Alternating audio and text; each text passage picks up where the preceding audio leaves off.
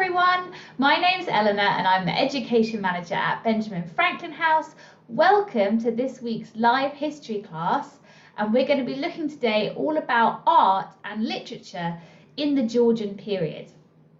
So we've got two images on the screen straight away which kind of set the background for thinking about art and literature in the Georgian period and how people were engaging with it.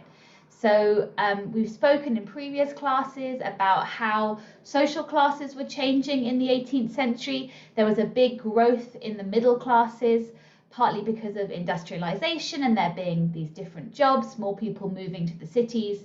And with that came some changes to how people could see and engage with art. So there were more public exhibitions, like we can see on the left.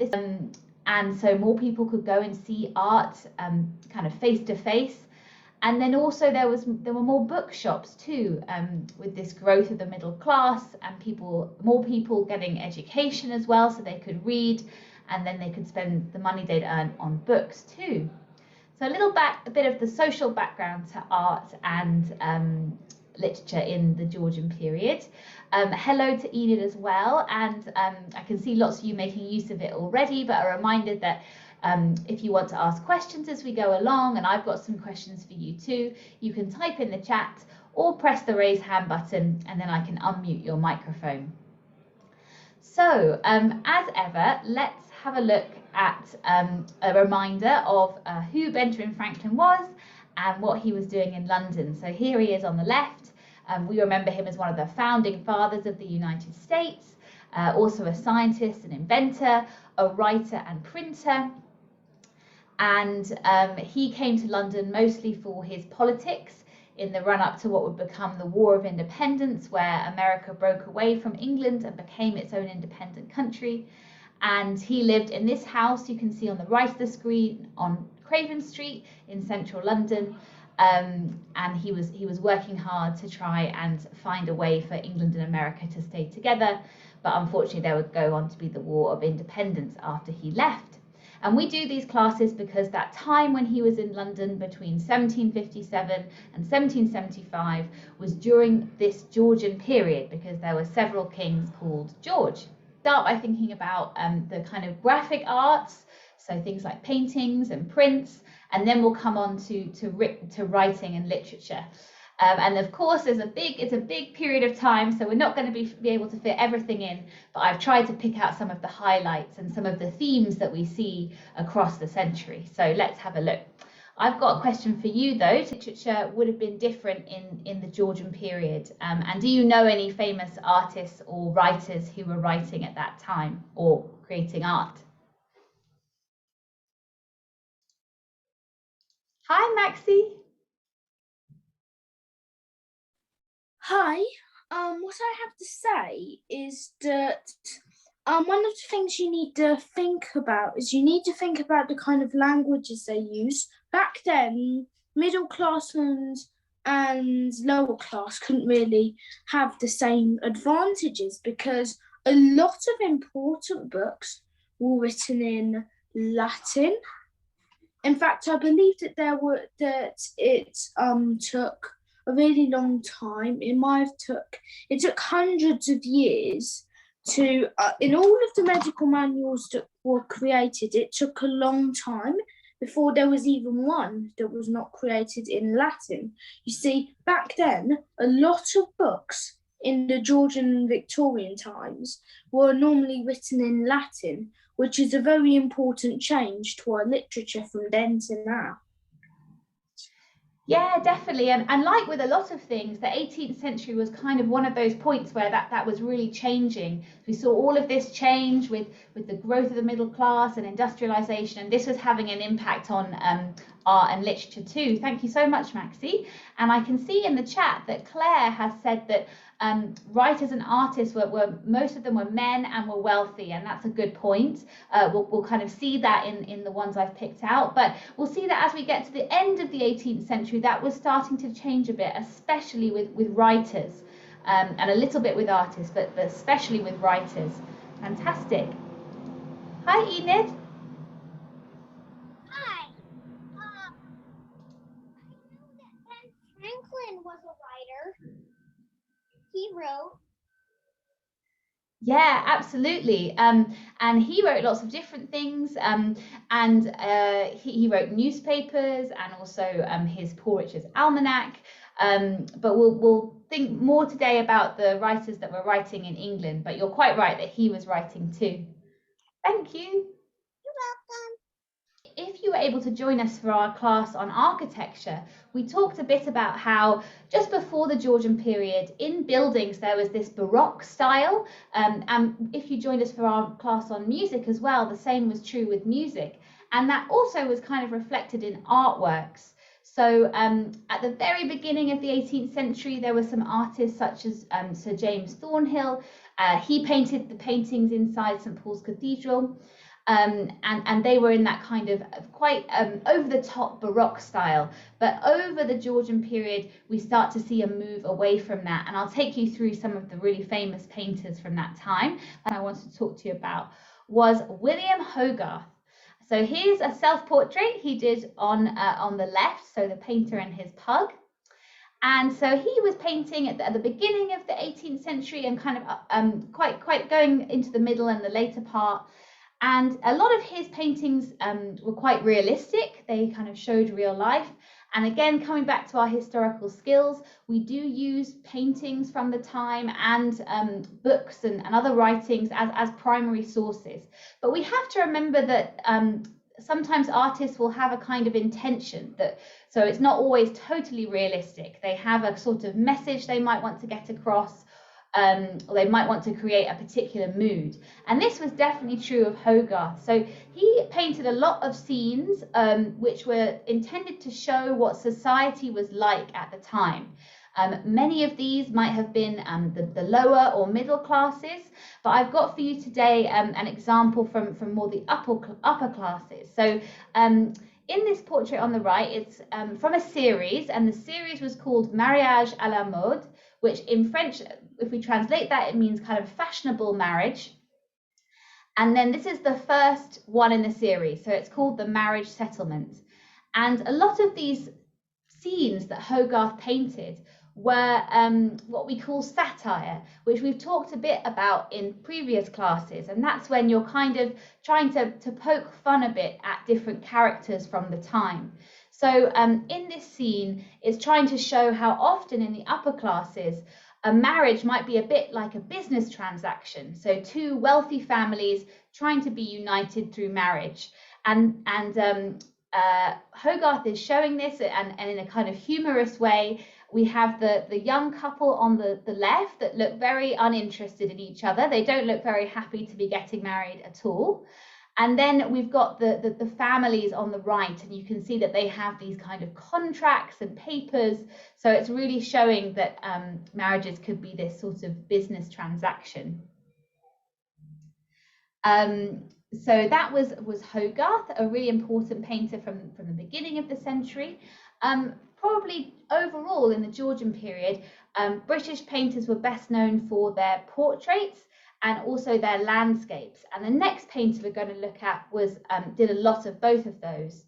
I can see we have a raised hand. Hi, Enid. Hi. Do you have a favorite 18th century painter? That's a really hard question. I really like the painter we're about to look at, who's called Thomas Gainsborough.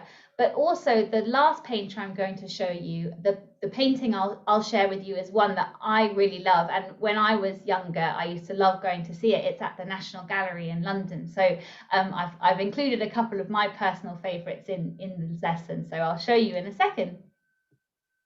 Thanks, Enid. Thank you for answering my question. So the next painter was Thomas Gainsborough. So in the kind of middle to the end of the 18th century, there was the style of paintings called, it was kind of the classical period of British painting.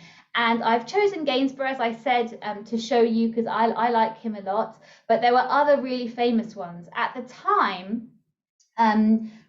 Probably the most famous one was Joshua Reynolds. He was kind of the leader of the movement, but there were other painters like George Stubbs as well that were part of this kind of British classical age. And so here's a self-portrait of Thomas Gainsborough on the left. And he's very well known for his portraits. And another change that happened during the Georgian period is before the Georgians arrived, remember they were from the Hanoverian family, a German family that came to England. The royal family had always given a lot of money to artists. And when people do that, we call them patrons of the arts.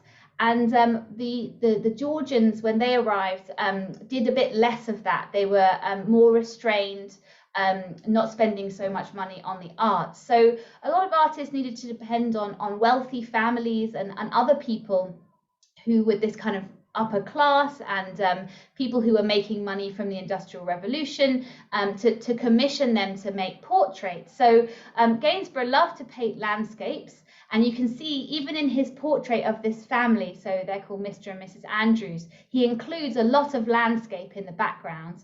But a lot of his paintings were portraits, and that was a lot to do with the fact that he needed to get paid by those families to make these portraits. And so we've spoken in previous classes how often it would be those wealthy upper class families that could afford these portraits, and they'd want to put symbols of their wealth. So we can see that in the clothes they're wearing. The lady appears to have one of those mantua dresses that is very wide, and they've situated themselves in the English countryside as well. So that's Thomas Gainsborough, and he's a good example of how there was this trend of both landscape pictures, but a lot of portraits as well. And in terms of who he was influenced by, he was influenced mainly by artists that were in Europe. So, for example, French artists for their landscapes, and then Dutch artists for their portraits as well. I can see we have a raised hand. Hi, Enid. Hi, were Mr. and Mrs. Andrews real people? Yes, they were. I don't know too much about them, but they were real people who would have commissioned Thomas Gainsborough to make this portrait of them. Thank you. Thank you. And so although during the Georgian period, the royal family were doing less patronage of artists, there was this growing market for portraits. And so actually by the end of the 18th century, painters were among the wealthiest people. They were able to make quite a lot of money from doing that job. I see we have another raised hand. Hi, Maxie. Hello, I was just wondering, did Thomas Gainsborough paint himself in that self-portrait, or did someone else do it for him? Yeah, great question. If he painted it himself, yeah, then how would he be able to because they didn't have cameras back then. You couldn't just photo yourself and paint from there. How did he do it? Yeah, I think if it's called a self-portrait, that normally means that the artist themselves did do it. So he probably was using a mirror, probably had a mirror kind of on his easel or somewhere that was reflecting his expression. So that's how he would have done it. Thank you for the question. Okay, so that's Thomas Gainsborough. And then another well-known artist who was painting in the middle and towards the end of the 18th century was Joseph Wright of Derby. And we say of Derby because there were a few Joseph Wrights who were painting at the time. There was actually an American painter called Joseph Wright who did a portrait of Benjamin Franklin. But here's Joseph Wright of Derby, and again, a portrait that he did of himself, Joseph Wright by Joseph Wright, that's at the National Portrait Gallery in London. And the reason I included him, so he also did lots of portraits, and they'd be quite realistic in style, like we saw from both Hogarth and Gainsborough. But he's well remembered also for starting to paint scenes that reflected that industrial revolution that was happening and all of the kind of scientific progress and things that were happening that Benjamin Franklin was so interested in too with his science. So this is the portrait I mentioned earlier that is such a favorite of mine. And when I was younger, I used to love going and looking at this in the National Gallery because there's so much going on. It's called An Experiment on a Bird in the Air Pipe. And so you can see there's the gentleman doing the experiment, lots of people watching, these young girls that are a bit worried about it. There's a boy over here that seems to have been helping. And in the style of the painting, you probably noticed that there's this quite dramatic use of light. So there's really bright parts and really dark parts. And in that, we can see the influence of Italian painters. So that was very common to use that dark and light. Also Dutch painters. So Italian painters like Caravaggio and Dutch painters like Rembrandt as well. I can see we have some raised hands, so let me go to those. Hi, Enid. Hi. Is it just me, or does that picture look very realistic? No, it's not just you. It's amazing, isn't it? I think that's one of the reasons I liked it so much as well. It really like almost... It looks like someone traveled back in time and used a camera to take that picture. It just looks so realistic. Yeah, I agree, exactly. And there was over the 18th century this development of greater realism. So and Joseph Wright's a good example of that. Thanks, Enid. And I see we've got another raised hand. Hi, Maxie.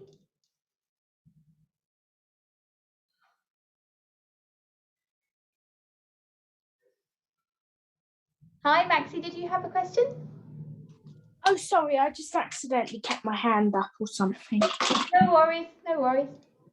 Okay, brilliant. So that's going through just some of the famous artists from the Georgian period. We're going to move on now to thinking about writing and what was happening there. So I've got a question for you now, which is, do you know any famous writers from the 18th century? And if you do, and maybe today their books or their poems are still read, why do you think that happened? Why do you think they're still read today? So Claire has said Jane Austen. That's an important one we will talk about. And Daniel Defoe, we're going to talk about him as well. Also Jonathan Swift, excellent. I can see Ina has a raised hand. Hello. Hi, I remembered what I was going to ask you I was going to tell you at the beginning of the class. It was, and back in the Georgian period, they probably didn't have any fun adventure novels, like at least not many, like Percy Jackson or Harry Potter. Yeah, well, that's a really interesting point. We're going to be thinking about the novel because we've talked a lot about how the 18th century was really this time of change. And it was one of the things that was changing was that the novel was kind of beginning. But you're right, there weren't the same number of adventure novels that we have today, but it was just beginning, which we're going to look about. We're going to look about in a second. Thank you. And I can see we have some comments in the chat. So Claire has said that the books tell you about people and they're entertaining and funny, and maybe that is some of the reasons that they've lasted. We still read them today, and they're also useful. We spoke about how they can be a primary source. They tell us about life at the time,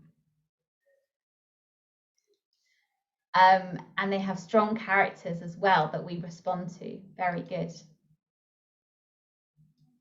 Okay, so let's have a look at some of those writers. Now, Enid mentioned the novel, and as we said, the 18th century was really where we saw the rise of the novel, but poetry was also important as well. So here are some of the most famous poets we remember from the 18th century. They were writing it towards the end. At the beginning of the century, one of the popular styles was satire. So like we saw in Hogarth's painting, where you're kind of poking fun at things that happen in society. And some of the famous poets that used that style would have been Alexander Pope, also Jonathan Swift, and people like that. But probably the most famous poets that would emerge from the 18th century towards the end were these characters. And so they were some of the poets from the Romantic movement. We have William Blake, William Wordsworth, and Lord Byron as well. And so with the Romantic movement, they were really trying to, a lot of the poems will talk about nature and also the human experience. So you have that expression of feelings and inner thoughts. And Maxie mentioned earlier how there had been a lot of writing in Latin and ancient Greek and classical languages. So the poets really these Romantic poets really wanted to write in the English of the everyman. So that was another important thing about their style. Was Lord Byron called Lord? So he was a lord, so he had that kind of inherited title. So he did have a first name, of course, as well. I actually can't remember his first name off the top of my head, but we tend to refer to him as Lord Byron. Oh, thank you. You're welcome. Okay, and so as we said, all of these poets are really, really well remembered, and they wrote a lot about nature and about people's personal feelings. William Wordsworth, some famous poems you might have heard of or read, the Daffodils as well, is an example. And so now let's come on to think about the novel. Claire's told us it's George Byron. Thank you so much. Let's come on to think about the novel. So before the 18th century, there wasn't really this tradition of having a long story about a made-up character. You would have poetry, and then you might have stories about people who had really been alive, people who were real. And so this was a really new thing. And Claire mentioned Daniel Defoe earlier, and this is really considered the first novel, so in the English language at least. So it's the Adventures of Robinson Crusoe. And we see in these early novels, often the title will have the main character, the protagonist. And so it's the story of their life.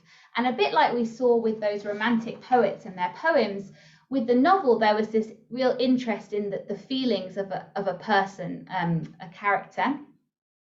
And so we have Robinson Crusoe by Daniel Defoe. Another famous book from the time is Tom Jones. You'll see that the titles don't use the word novel. That really was used a bit later. You can see they say adventures or Tom Jones or the history of a foundling, going back to when we learnt about the foundling hospital. So this was telling the story of an individual, and it had a very complex plot, lots of different things happening. And so it would go on to influence some of the novelists in the next century, people like Charles Dickens that are really well known today. And then we spoke about how a lot of these artists and writers were men, but there were some women, particularly women writers, and an important one was Fanny Burney. She wrote her first novel, Evelina, towards the end of the 18th century. So again, we see that use of just the first name of the writer. But it's important to know that initially, when novels were this new type of writing, they weren't so respected. And so Fanny Burney actually didn't include her name when it was first published, because she was worried about what people would think, including her father.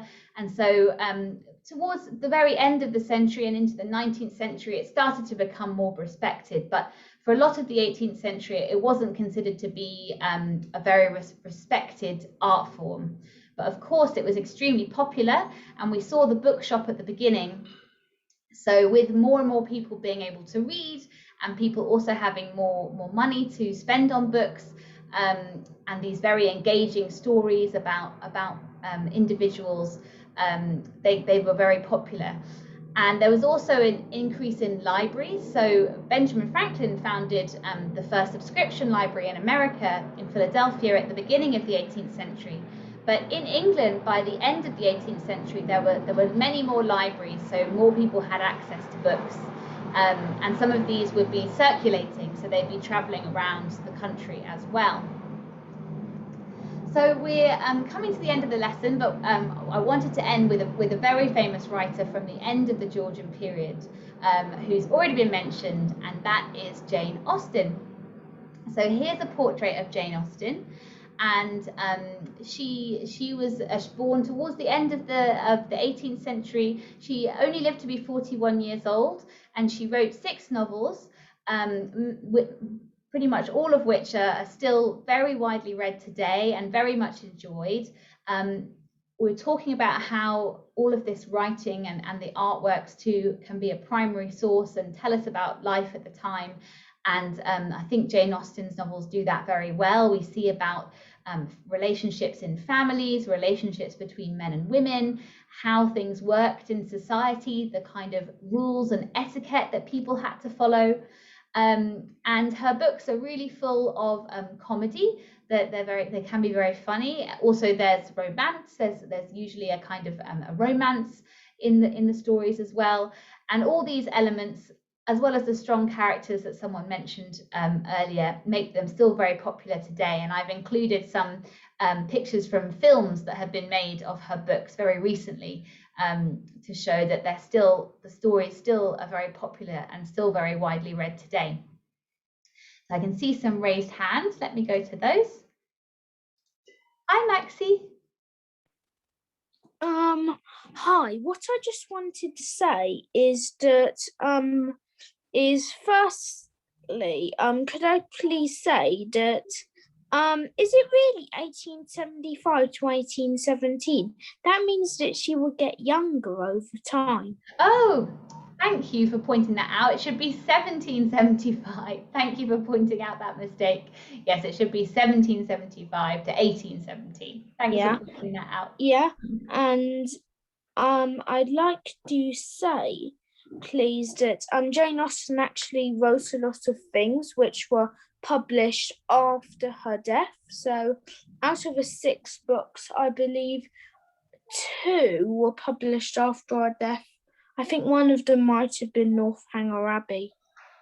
Brilliant. Yeah, you're quite right. So not all of them would have been read while she was alive, but we're lucky enough to be able to enjoy them now. Thank you very much. So yes, as Maxie noticed, it should be 1775 to 1817. That those are Jane Austen's dates. Let me go to Enid. Hi, Enid. Hi, I was wondering, are any of Jane Austen's books written about herself, or are they all written about made-up characters? That's a great question, and I guess that relates to authors more generally. So that then there isn't the character Jane Austen in her books, but it's quite possible that she's put some of her characteristics and thoughts that she had into her characters. And I'm sure lots of people have done studies on all about that. So quite likely there'll be some elements of Jane Austen in the characters that she's written, but there's no book about her kind of explicitly that we know that that's about her. Thank you. You're welcome. Thank you. So thank you so much for joining us today, everyone. I just wanted to suggest a possible activity you might like to try after the class. So we looked at all those different artists from the 18th century, and so you might like to have a go at making your own portrait in 18th century style. It might be a self-portrait, or it might be a portrait of someone else, a friend or a family member. If you are copying Hogarth style, you might want to do a kind of social scene, so something that lots of people do these days. So it could be lots of people on their phones, for example, or something that you notice happening in the world today. You could do one more in Gainsborough style, where it's a portrait of people, and you might want to include some items that send messages about them. So clearly this person enjoys hunting, and maybe in a landscape that reflects the person. Or you could do something in the style of Joseph Wright, so thinking about science and innovation today, and doing a portrait of some of the scientists creating vaccines, for example, and things that are happening with technology today. So thank you, everyone, and we hope you can join us next time. Bye.